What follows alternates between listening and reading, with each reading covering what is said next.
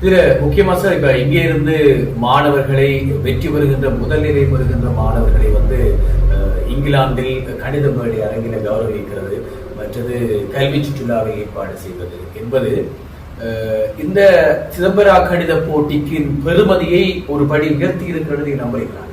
நிச்சயமாக உண்மையிலே அதுல இங்கிலாந்துல கலந்து கொண்ட மாணவர்கள் கனவேற்ற தங்களுக்கு முதலாவது விமான பயணம். குறிப்பிட்டு சொல்ல போனால் இப்படி பலர் எங்களுக்கு விமான பயணம் என்பது ஒரு புதிய அனுபவமாக நீண்ட வயதுகளாக இருக்கிறது. சின்ன பிள்ளைகளாக இருக்க ஒரு புதிய அனுபவம். மற்ற உறவினர்கள் கூட யாரையும் ஒரு பிள்ளையை தந்தைக்கு அழைத்து ஒரு கிழமையை தினம் வைத்திருக்கக்கூடிய அவர்கள்ட்ட உண்மையில் அவர்கள் ஷெடியூல் நாங்கள் குறை சொல்ல முடியாது. அவர்களுக்கு கொஞ்சம் இயலாமை இருக்கும், இடர்பாடு உண்டு. இங்கே என்ன நடக்குதுன்னா அவ்வளவு பிள்ளைகளை விமானத்தை பொறுப்படுது கொண்டு போய் அங்கே எல்லாத்தையும் எங்களுடைய அவர்களுக்கு கல்வி சார்ந்த விடயங்களில் முக்கியமாக அவர்கள் சுற்றுலா மாதிரி அழைத்து சென்று மீண்டும் கொண்டு அதே பெண்களோட விமானத்தை கையளிக்கிறார். இது யாருமே இன்னொருவரால் அது முடியாது. இலவசமாக இலவச பிரயாண போக்குவரத்து, இலவச அந்த உணவுகள் அனைத்துமே அவர் செய்கிறார்கள். எனவே அவர்கள் இந்த முறையில் சில மாற்றங்கள் செய்திருக்கிறார்கள், நல்ல மாற்றம். ஒரு தடவை தங்களோட பரீட்சைக்கு தோற்றியவர்களை நாங்கள் அழைக்காமல் 2-3 வருடங்கள் நல்ல முதன்மையில் இருந்தால் அவர்களை அவரேஜ் பார்த்து சராசரியான வெற்றியாளரை எடுத்து செய்தார். அது இந்த முறை புதிய மாற்றங்களை ஏற்படுத்துகிறார்கள், நல்ல விஷயம்.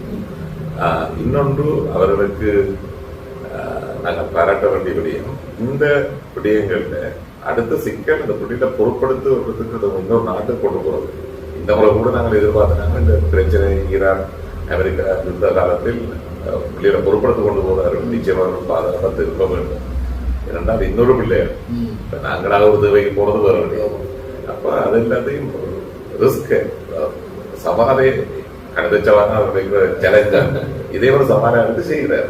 இல்ல சார், இதுல முக்கியமான இன்னொரு விடயம் என்னென்றால், பொதுவாக 18 வயதுக்கு குறைந்தவர்கள் மாணவர்களுக்கு விசா வழங்குவது என்பது இங்கிலாந்துடைய ஹோம் ஆபீஸ் மிகவும் இலகுவாக வழங்கிவிடாது. இரண்டாவது, ஒரு அமைப்பு சார்ந்து இந்த ஸ்பான்சராக இருப்பது. ஆகவே எல்லா வகையான அமைப்புகளுக்கும் இந்த ஸ்பான்சர் வசதியை கொடுப்பதோ அல்லது விசாவை இலகுவாக கொடுத்துவது என்பது இந்த உள்துறை அமைச்சகம் கொடுத்து விடுவது இல்லை. ஆகவே இந்த சிதம்பரா கணித போட்டியினுடைய நேர்த்தியான செயற்பாடு உண்மையில் இவர்களை இலகுவாக அங்கே விசாவை எடுத்து அழைப்பதற்கு இலகுவாக இருக்கிறதோ என்று கூட எண்ணத்தோடு உண்மையாக இருந்தால் பல தடவைகள் மானசார ரீதியில் அமைப்பு ரீதியில் கொண்டு சென்றவர்கள் கூட திருப்பி அனுப்பியிருக்கிறது. அதாவது இலங்கை அரசாங்கம் அனுமதி மானசார பிள்ளைகளை பள்ளிக்கூடத்தின் அனுமதி இல்லாமல் போக முடியாது, பெற்றால் அழைத்து செல்ல முடியாது. இவர்கள் நாங்கள் பள்ளிக்கூடம் விடுமுறை அப்படின்னு சொன்னாங்க, பெர்மிஷன் கொடுக்கணும். அந்த அதுகள் எல்லாத்தையும் ஒரு பக்கம் எடுக்கப்பட்ட அங்கீகாரம் இங்கிலாந்தில் கிடைக்கிறது என்று நீங்கள் குறிப்பிட்டது உண்மையாக ஒரு நல்ல சரியான விடயம். இதை தவிர நாங்கள் இன்னொன்றையும் பார்க்கணும், இலங்கை அரசாங்கம் வெளிநபர் எதிரையுமே பாடசாலைகளில் பரீட்சை தங்கள பிள்ளைகளை ஒரு பாடசாலை ரீதியில் தோற்றுவதற்கு அனுமதிக்க மாட்டேன். ஆனால் இவர்களை இவ்வளவு